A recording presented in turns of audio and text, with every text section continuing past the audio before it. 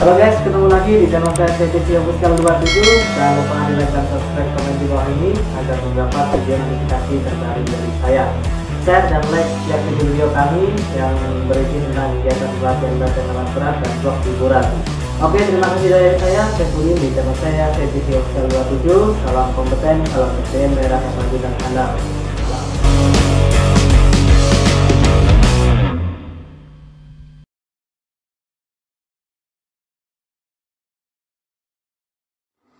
Oke, assalamualaikum warahmatullahi wabarakatuh. Ketemu lagi di channel saya di CTV Official 27, yang dimana kita kemarin sudah membahas materi tentang mengenai komponen-komponen daripada doser Caterpillar D6R. Untuk materi selanjutnya kita memasuki yaitu pengecekan awal SIP, yang dimana kita terbagi antara sampai 6 materi. Terlebih dahulu kita memasuki pengecekan awal SIP, apa saja yang dilakukan oleh seorang operator dalam melakukan pengecekan awal SIP. Oke, mari kita simak bersama-sama untuk materi yaitu PPT yang saya buat slide demi slide. Mudah-mudahan dapat membantu teman-teman dalam menambah ilmu dan wawasan.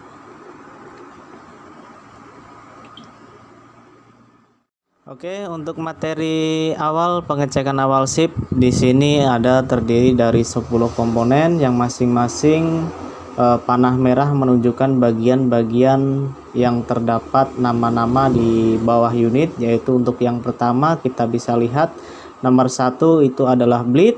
Terus untuk yang nomor 2 ke arah panah di belakang bleed yaitu namanya bleed brace atau bleed armnya. Terus nomor 3-nya itu mengarah di lengan yang bisa disebut drift arm. Terus nomor 4 kita tetap track ya kawan-kawan. Kalau di ekskavator ada beberapa macam tipe track, kalau di doser hanya satu yaitu track. Terus untuk di selanjutnya yaitu di nomor 5, panah ini menunjukkan di penggerakkan akhir atau bisa disebut final drive-nya. Terus nomor 6 yaitu tempat pengisian bahan bakar atau yang sering disebut bahasa tambang fuel tank.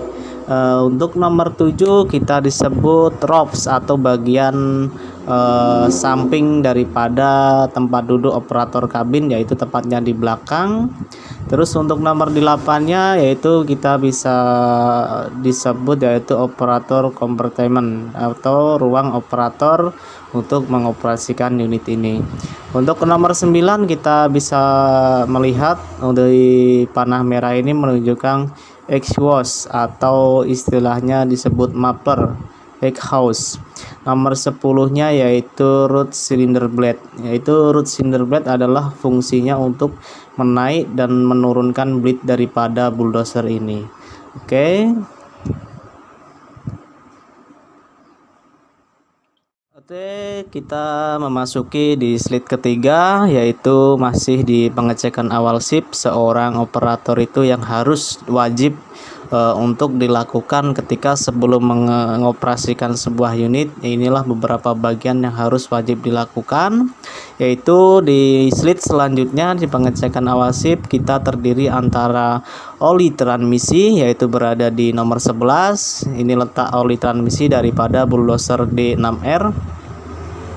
Terus nomor 12 ini kita bisa lihat yaitu tangki oli hidrolik, yang dimana di sini ada bukaannya untuk mengisi sebuah tangki hidrolik daripada bulldozer D6R merek Caterpillar ini ya teman-teman. Terus untuk nomor 13-nya kita bisa disebut idler. Kalau yang tadi itu banyak giginya bisa disebut sprocketnya.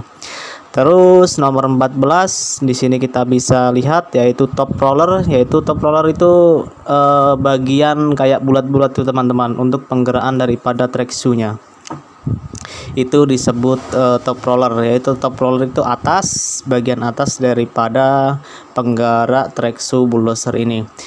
Terus untuk nomor 15 kita bisa melihat di sini menunjukkan di tittle blade, yaitu tittle blade penggerak kecil di bagian sebelah kiri ataupun kanan pada bulldozer. Terus nomor 16, di sini kita bisa lihat engine compartment, yaitu letak daripada ruang engine, yaitu berada tepat di bagian depan operator kabin ini. Inilah letak kumpulan engine daripada unit bulldozer Cat D6R ini. Oke, selanjutnya kita akan memasuki materi keempat. Oke, ini adalah materi sheet keempat, masih di pengecekan awal ship, yang dimana di sini terdapat keterangan kekencangan trek atau track tension. Ini adalah wajib yang dilakukan operator, yaitu melihat untuk kekencangan trek-treknya daripada unit yang ingin dioperasikan. Karena kenapa? Ketika nanti trek kendor bisa kemungkinan terjadi lepas trek. Nah, inilah salah satu yang wajib dilakukan seorang operator bulldozer, yaitu di sini periksa secara langsung kekencangan trek atau track tension. Biasanya trek harus agak menjuntai atau menjuntai itu agak kelihatan kencang gitu teman-teman ya mungkin ya. Terus deep di antara final drive atau sprocket dan front idler kira-kira 150 mili. Nah, ini adalah gambar nomor 2, ini adalah tempat adjuster teman-teman ya, bisa dilihat sama-sama. Di sini ada titik nomor 2, yaitu tempat adjuster daripada track. Itu ini adalah hal wajib yang harus dilakukan teman-teman, mengecek daripada trek kira-kira kencang atau kendor. Bila mana kendor harus cepat diadjust. Oke, memasuki materi kelima, yaitu materi kelima, masih di materi pengecekan awal ship seorang operator. Di sini terdapat keterangan gambar dengan panah tanda merah, yaitu bisa disebut pin-pin atau bus pada trek. Di sini ada keterangan periksa apakah pin dan busis pada trek sudah terlalu panas dengan cara menyentuh. Tetapi teman-teman bisa melakukan juga tanpa harus menyentuh karena barang itu panas. Ketika kita sudah selesai mengoperasikan atau dibuat bekerja, teman-teman bisa ambil air sedikit, teteskan pada busnya. Ketika dia menguai atau cepat kering, berarti bus itu cepat panas, terlalu panas. Nah, ketika sudah terlalu panas, teman-teman wajib memberhentikan sejenak pengoperasian daripada unit tersebut.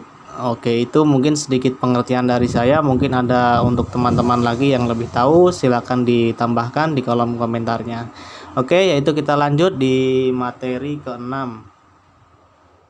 Oke, untuk yang ke-6 ini kita kembali di pengecekan awal ship yang dilakukan oleh seorang operator, yaitu yang pertama kita terdapat gambar keterangan menunjukkan yaitu tempat tangki bahan bakar yang di sini bisa diterangkan. Yang pertama, buka drain valve tangki, lalu keringkan endapan yang ada di bagian bawah tangki. Tutup kembali drain valve setelah tangki bersih dan dari endapan. Nah, ini maksudnya begini teman-teman. Di bawah sebuah tangki itu biasanya ada drain, yaitu valve namanya. Di situ dia menyaringkan antara kotoran air dapat terpisah. Nah, teman-teman wajib membuka itu, membersihkan valve itu sampai betul-betul bersih. Nah, habis daripada itu teman-teman tutup kembali. Nah, terus untuk yang selanjutnya, lepaskan tutup fuel filter dan cek level bahan bakar menggunakan distrik. Nah, sebelum teman-teman juga mengoperasikan sebuah unit ini, alangkah baiknya teman-teman mengecek kapasitas bahan bakar, ataukah kurang ataukah lebih. Nah, bagus bisa lebih, kalau kurang itu nanti takutnya masuk angin teman-teman ya. Bisa disebut masuk angin, yaitu memasukkan angin ke dalam hose-hose. Nah, nanti itu akan terjadi kesendatan pada sebuah engine.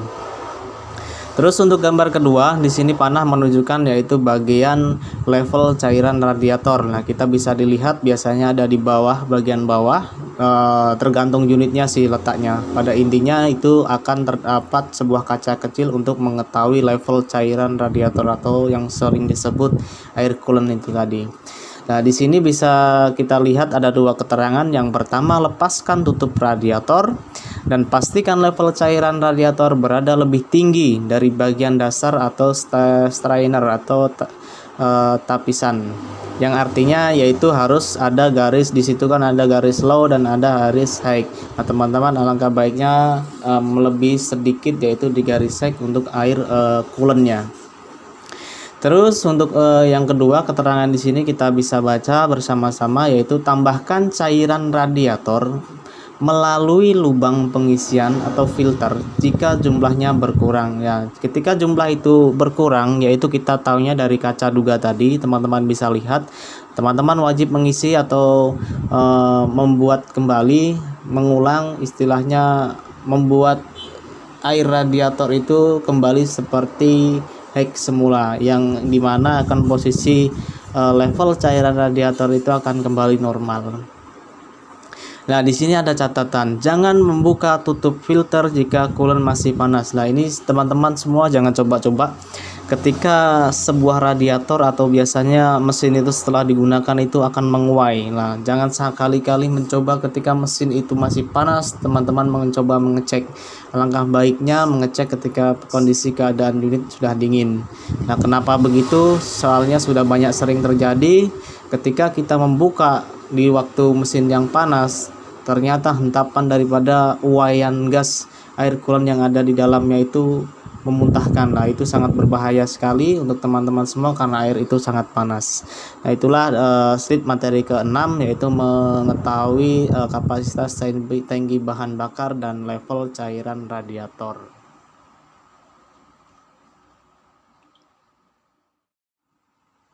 Oke, kita kembali lagi di slide ke-7, pengecekan awal SIP seorang operator yang mengoperasikan alat berat, yaitu bulldozer D6R.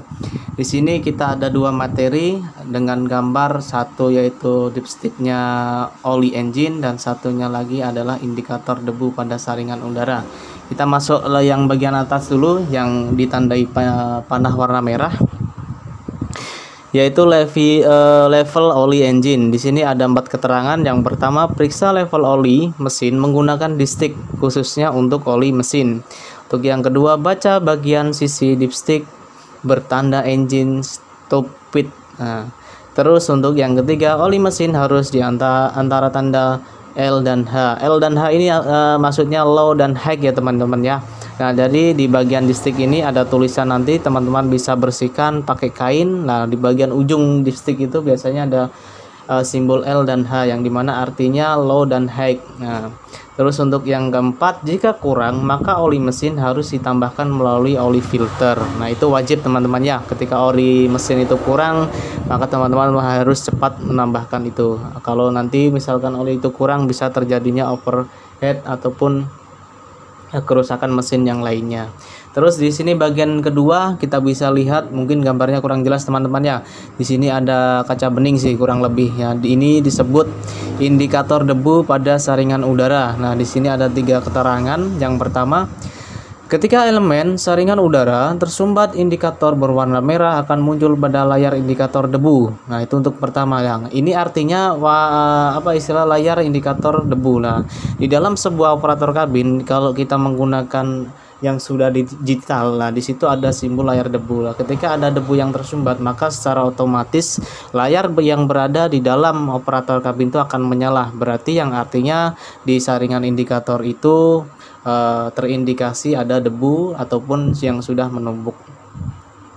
Terus untuk keterangan yang ketiga, kita di sini baca, jika indikator itu muncul berarti elemen saringan udara perlu dibersihkan. Yaitu kembali lagi, pokok ketika indikator lampu saringan debu menyala, berarti teman-teman wajib membersihkan bagian indikator debu yang berada di bagian pojok sebelah kanan atau kiri kayaknya teman-teman ini ya. Nah, di situ nanti teman-teman bisa cari sendiri kurang lebihnya gambar sebuah indikator debu pada bulldozer itu ya, kayak yang kita lihat sama-sama ini.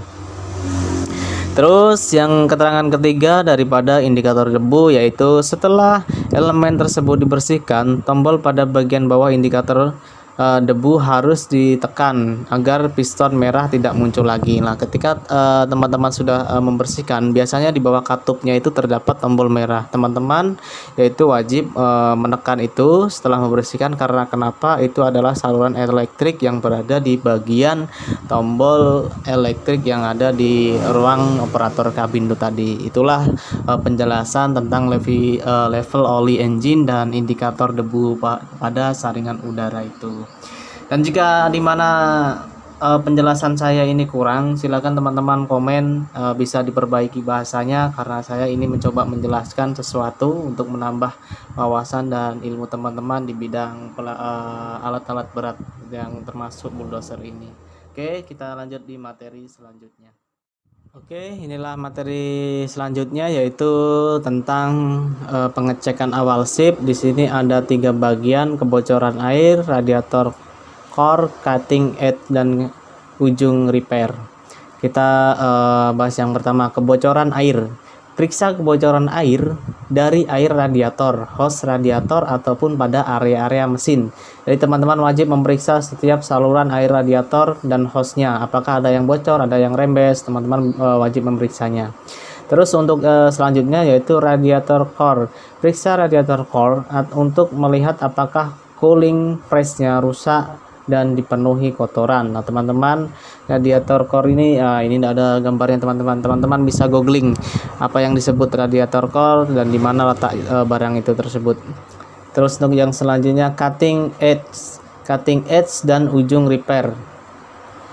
Periksa cutting edge atau bit repair baut dan shock protector. Periksa baut yang sudah terlepas atau aus, longgar ataupun terlepas.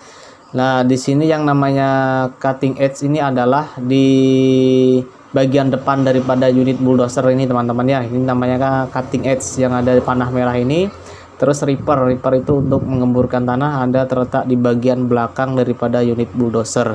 Nah, itulah penjelasan terakhir dari materi kita, pengecekan awal SIP.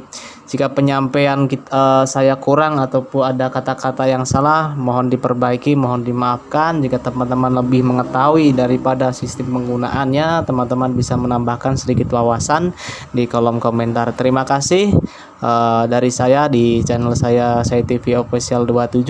Mudah-mudahan sedikit wawasan ini bisa membantu pengetahuan dan ilmu teman-teman yang ingin bekerja di tambang. Oke, cukup sekian. Salam kompeten, salam SDM daerah, dan Indonesia yang handal.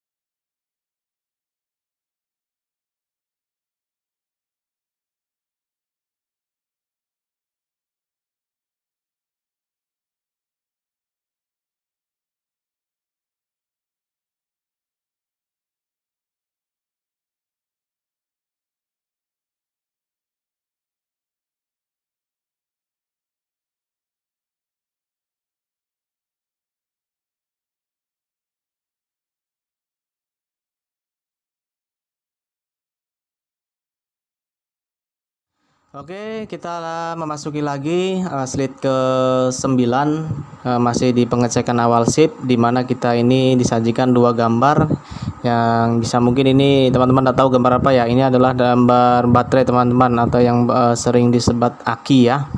Terus yang di bawahnya ini adalah saklar pemutus. Terus yang di samping ini adalah level oli pivot SIP-nya, ada di bagian bawah daripada samping operator kabin. Nah, kita bahas dulu di bagian baterai. Di sini disebut terminal baterai. Periksa apakah terjadi pengeratan pada terminal baterai. Terus yang kedua, pastikan terminal baterai terpasang dengan baik dan aman. Jadi begini teman-teman, untuk penjelasannya, biasanya di bagian kutub dari main plus baterai ini biasanya karatan ataupun kotor ataupun bagaimana. Nah, teman-teman wajib membersihkan atau mengecek ketika mau mengoperasikan sebuah alat untuk bekerja. Karena kenapa? Dari situ nanti kita bisa istilahnya kekurangan suplai listrik yang tidak stabil. Itu akan menyebabkan unit tersebut akan menjadi kurang 100% kerjanya.